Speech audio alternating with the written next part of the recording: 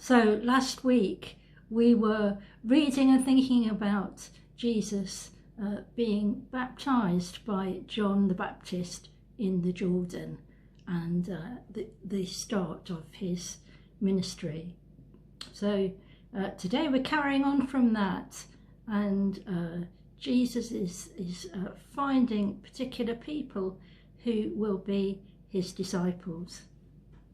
And so I'm reading from John chapter 1, Matthew, Mark, Luke and John in the New Testament, and verses 43 to 51.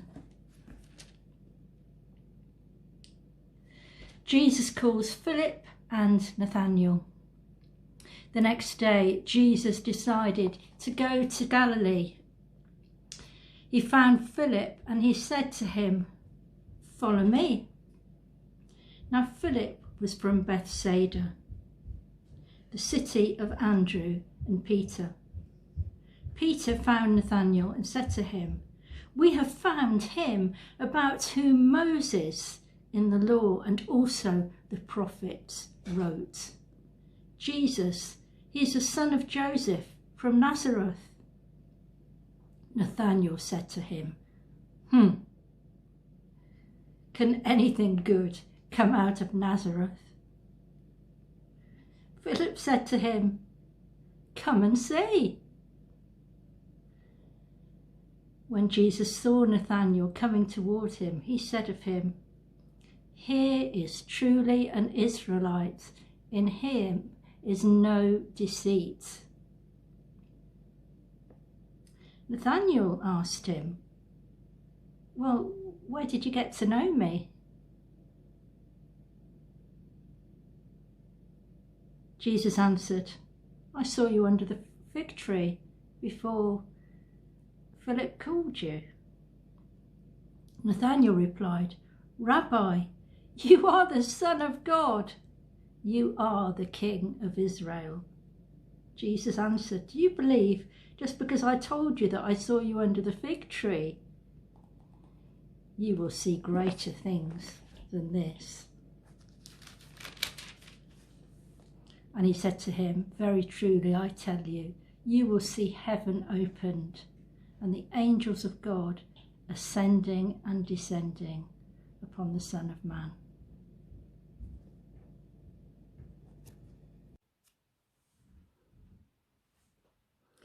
I don't know whether you've seen that TV show, The Masked Singer, where people have to guess who is singing under the mask by the sound of the person's voice.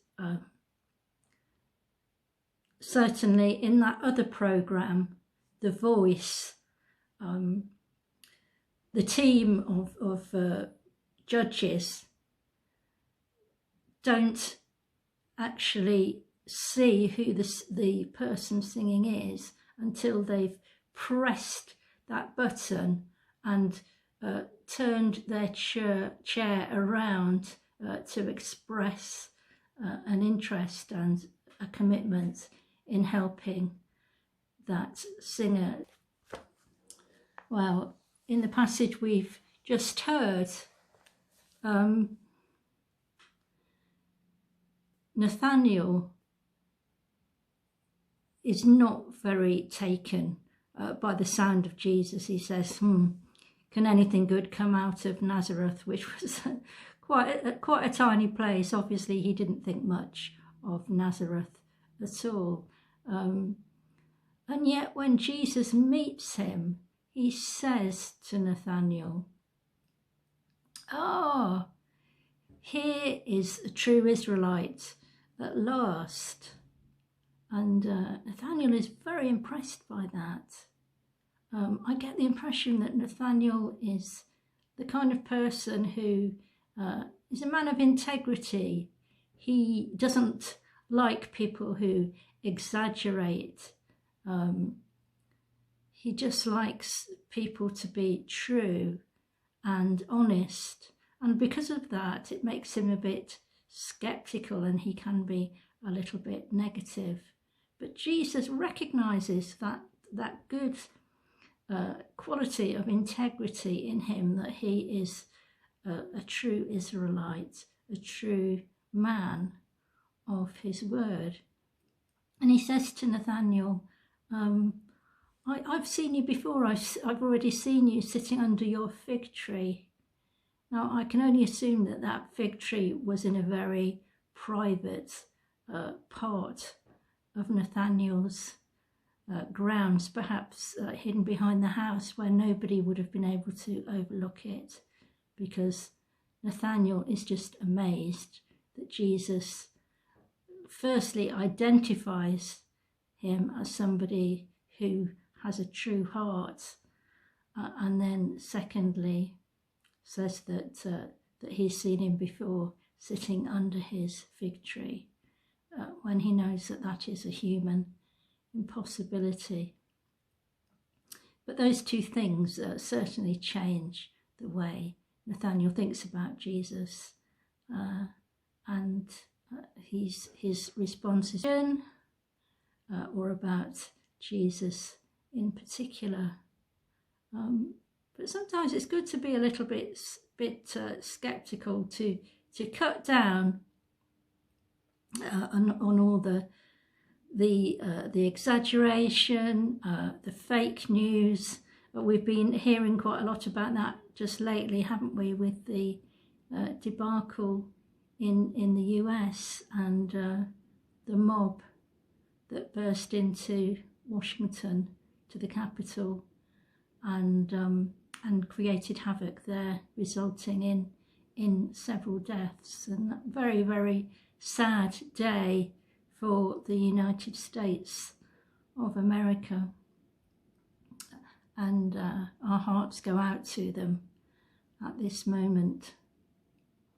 And so we want to cut through this fake news, and find really what is happening, what is completely true, and who is it in such a world where so many people are not to be trusted.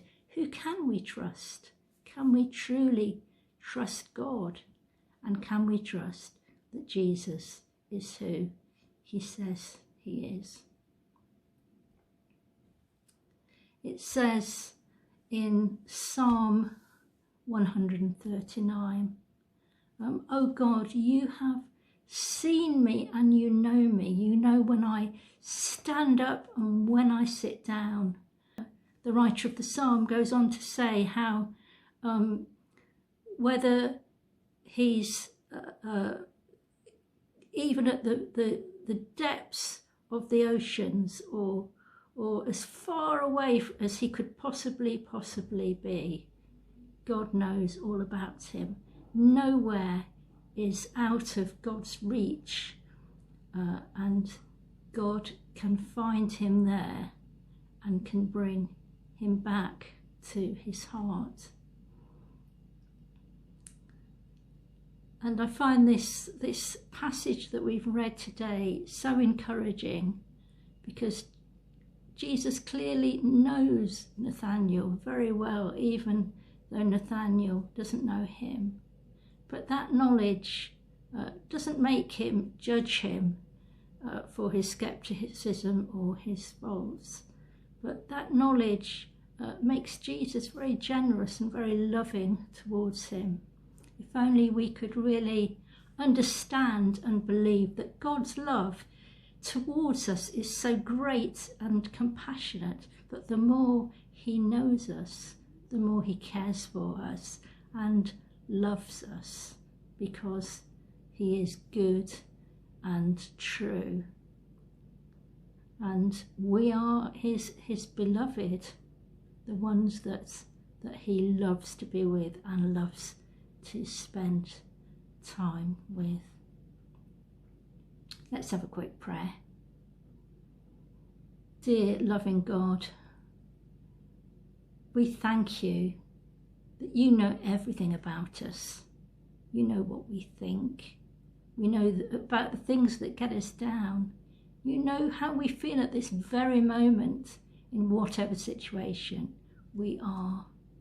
Whether we are isolated whether we are lonely, whether we are sick. You know about our fears and our anxieties. And Lord, we thank you for that knowledge, for the security of knowing that whatever position we are in, you just love us so much. Your heart is just to embrace us in a great big hug.